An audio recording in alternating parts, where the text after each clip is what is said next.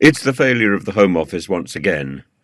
And although there's now a plan to house migrants from Afghanistan who are coming here on a safe and legal route for 6 weeks before being moved into the community in a camp in Glamorgan, in a disused military camp in the Vale of Glamorgan, which can ultimately hold 180 people but will initially be only holding 50.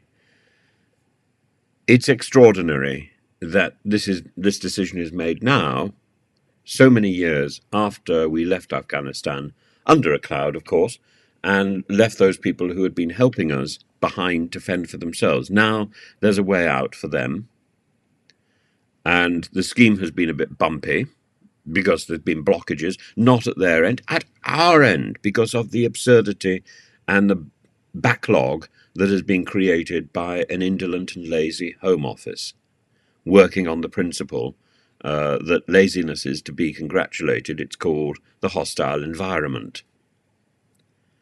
And these people are those who had worked for the British in exposed or meaningful roles. But they're still in a sort of hiatus once they come here. They're still in a limbo. Yes, a country that accepts refugees accepts them on its own terms and has a right to investigate and look into their histories to make sure that they are safe and that they have a valid claim to security in our country.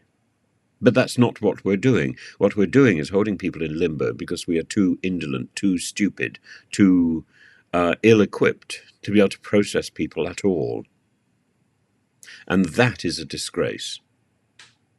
As for the small boats, there will be people who will protest against this accommodation as they protested against, what is it, in 2023, plans to house Ukrainian refugees nearby in the Vale of Glamorgan.